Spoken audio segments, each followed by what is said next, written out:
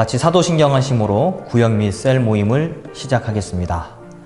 나는 전능하신 아버지 하나님, 천지의 창조주를 믿습니다. 나는 그의 유일하신 아들, 우리 주 예수 그리스도를 믿습니다. 그는 성령으로 잉태되어 동정녀 마리아에게서 나시고 본디오 빌라도에게 고난을 받아 십자가에 못 박혀 죽으시고 장사된 지 사흘 만에 죽은 자 가운데서 다시 살아나셨으며 하늘에 오르시어 전능하신 아버지 하나님 우편에 앉아 계시다가 거기로부터 살아있는 자와 죽은 자를 심판하러 오십니다. 나는 성령을 믿으며 거룩한 공교회와 성도의 교제와 죄를 용서받는 것과 몸의 부활과 영생을 믿습니다. 아멘. 우리 다 같이 찬송가 29장 함께 찬양하겠습니다.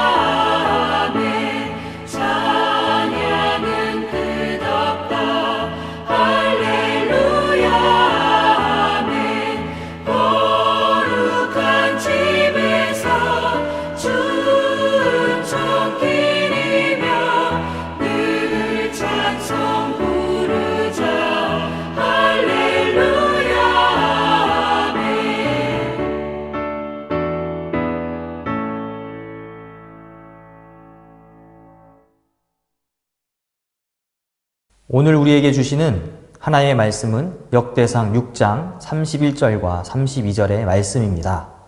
구약성경 618페이지입니다. 언약궤가 평안을 얻었을 때에 다윗이 여호와의 성전에서 찬송하는 직분을 맡긴 자들은 아래와 같았더라. 솔로몬이 예루살렘에서 여호와의 성전을 세울 때까지 그들이 회막 앞에서 찬송하는 일을 행하되 그 계열대로 직무를 행하였더라. 아멘. 여러분 안녕하세요. 삼교구의 김성병 목사입니다. 한 주간 잘 보내셨는지요? 이제 백신 수급도 원활해지고 순차대로 백신을 맞고 있습니다. 모두 건강하게 되어서 하루속히 함께 모여서 구역 예배 및 셀 모임을 할 수 있는 날이 속히 오기를 기대합니다. 오늘 말씀은 역대기의 말씀입니다. 여러분들이 신앙생활 하면서 역대기 상하서의 말씀을 많이 읽어보지는 못했을 것입니다. 열왕기 상하서를 읽어보신 분들은 역대기 상하서와 굉장히 내용이 비슷한 것을 느끼실 것입니다. 역대기서는 그 기술한 특별한 목적이 있습니다. 열왕기서는 조선 왕조 실록과 같이 북이스라엘과 남유다의 역사를 있는 그대로 기술하였지만 역대기서는 그것을 바탕으로 이스라엘 백성들에게 교훈을 주기 위해서 기록한 책입니다. 주전 598년 남유다가 멸망당하고 나서 이스라엘 백성들은 바벨론에 70년 동안 포로 생활을 하게 됩니다. 그곳에서 이스라엘 백성들은 예루살렘 성전이 무너졌다는 소식을 듣고 희망을 잃어버리고 절망적인 삶을 살게 됩니다. 하지만 하나님께서는 다시 예루살렘으로 돌아가서 새로운 성전을 주실 것이라는 희망의 메시지를 지속적으로 여러 선지자들을 통해서 들려주십니다. 이사야 선지자, 예레미야 선지자, 그리고 에스겔 선지자 등 그분들이 나서서 그 사역을 감당하고 이스라엘 백성들에게 메시지를 전파하였습니다. 그 말씀에 따라서 이스라엘 백성들은 다시 주전 538년 페르시아의 고레스 왕의 그 칙령으로 다시금 예루살렘으로 돌아가게 되었습니다. 하지만 그들이 어떻게 살아야 할지 막막하게 됩니다. 이들에게 지금까지의 이스라엘 과거 역사가 어떠했는지를 보여주고 앞으로 이스라엘 백성들의 그 방향을 알려주는 목적으로 기록된 것이 바로 이 역대기서입니다.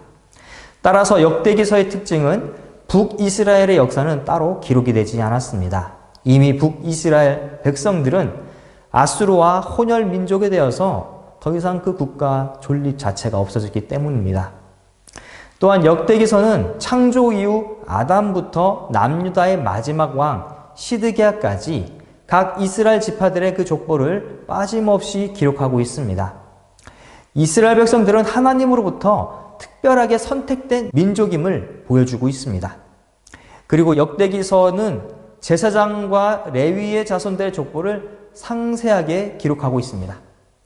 제사장과 레위인을 중심으로 다시 하나님의 나라가 세워져야 한다는 것입니다. 남유다의 왕들 중에서 하나님의 말씀과 제사장과 그리고 레위 자손들을 중심으로 큰 업적을 그런 세운 왕들을 중심으로 기록이 되어 있습니다. 역대기는 제사장 나라를 중심으로 세워져야 한다고 그 역사를 회고하고 있는 책인 것이죠. 오늘 본문은 레위 자손들의 역할 중에서 찬송하는 직무를 맡은 사람들의 그 자손을 기록하고 있는 부분입니다. 다윗 왕은 언약궤가 평안을 얻었을 때에 레위 자손들에게 여호와의 성전에서 찬송을 하는 직분을 맡깁니다. 후에 솔로몬이 예루살렘에서 여호와의 성전을 세울 때까지 그들은 회막 앞에서 찬송하는 일을 행하였습니다. 그 이름들이 고핫의 자손은 헤만에서부터 레위까지 거슬러 올라가면서 기록되어 있고 게르손의 자손은 아삽부터 레위까지 올라가면서 기록되어 있습니다. 또한 무라리의 자손의 이름은 에단부터 레위까지 거슬러 올라가면서 기록되어 있습니다. 본래 레위의 아들인 고핫과 게르손과 무라리의 자손들은 각각 광야에서 성막을 옮기고 보호하는 역할을 감당하였습니다. 고핫 자손은 성막의 내부 기구들, 언약궤와 등잔대 등을 담당하고 게르손 자손은 장막 덮개나 휘장들을 관리하고 무라리 자손들은 성막의 외부 시설인 이 널빤지와 기둥을 담당했던 것입니다. 이들은 광야 40년 동안 성막의 각 부속품들과 기구와 시설들을 설치하기도 하고 해체하기도 하고 또 옮기기도 하였습니다. 즉 성막 중심의 삶을 살았던 자손들입니다. 하지만 가나안 땅을 정복하고 나서는 이 레위 지파들은 각 지파별로 뿔뿔이 흩어졌습니다. 각 지파에서 하나님의 말씀을 교육하는 일을 감당하다가 절기가 되면 성막을 다시 관리하는, 언약궤를 관리하는 방식으로 400년 정도의 시간을 보내게 되는 것이죠.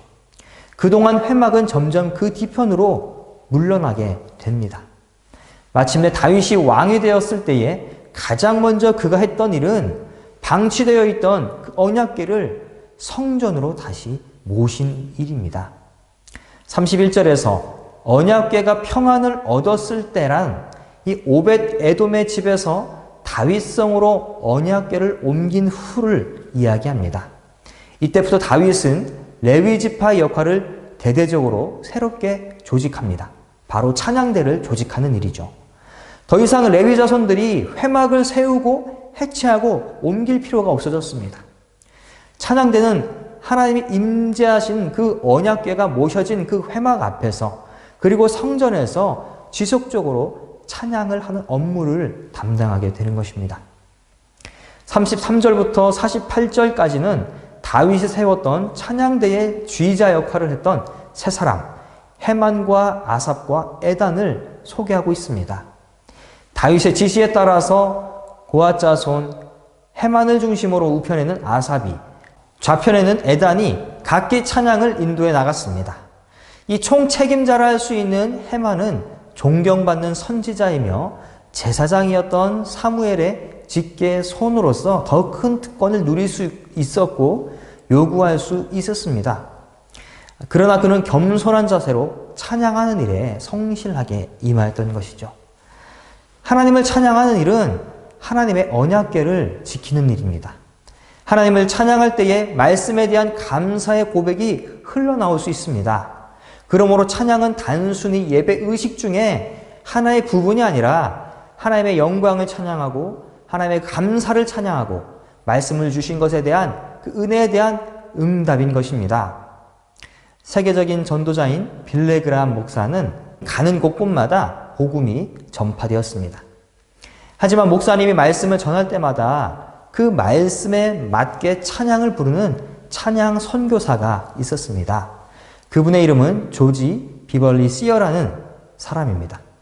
그 유명한 찬송가 94장 주 예수보다도 귀한 것은 없네 라는 찬양을 지으신 분입니다. 그가 찬양을 부를 때마다 청중들은 실로 많은 감동을 받았습니다. 가사 중에 세상 즐거움 다 버리고 세상 자랑 다 버렸네. 이것은 그의 진실한 고백인 것이죠. 그는 유명한 오페라 가수로서 부귀와 명예를 한 몸에 가질 수도 있었지만 그 모든 것을 다 버리고 오직 복음 전도를 위해서 빌리 그레함 목사님을 도와서 60년을 한결같이 따라다녔다고 합니다. 수많은 사람들이 빌리 그레함 목사님의 말씀을 듣고 회심했지만 시어의 찬양으로도 많은 사람들이 변화받았다고 고백합니다. 찬양은 말씀과 더불어서 우리의 마음을 움직이는 힘과 능력이 있습니다. 찬양에는 능력이 있습니다. 아람 연합군이 쳐들어왔을 때에 여호사밧 왕은 성전에서 기도하고 전쟁에 나가면서 찬양대를 앞세워서 승리했습니다. 바울과 실라가 감옥에서 찬양했을 때에 지진이 일어나고 옥문이 열리고 메인 것이 풀려나게 됩니다. 이 모든 사건들은 하나님을 찬양할 때에 모든 어려움이 극복되고 승리하게 됨을 말하고 있습니다. 우리가 상황과 처지를 보지 않고 살아계신 하나님의 임재를 바라보며 찬양할 때에 찬양은 우리의 힘과 능력이 되며 우리의 소망이 된다는 사실을 잊지 말아야 할 것입니다. 코로나로 인해서 1년 이상 찬양대가 예배 중에 설 수 없는 현실 가운데 있습니다. 이 세상 역사에서 유례가 없는 일입니다. 하지만 찬양의 능력이 없어진 것은 아닙니다. 우리가 찬양을 힘껏 부를 때에 코로나의 악한 세력이 물러갈 줄 믿습니다. 부르신 곳에서 예배하고 찬양할 때에 반드시 하나님의 능력이 나타납니다. 그리고 소망이 없는 곳에 다시금 희망을 불어넣어 주실 것입니다.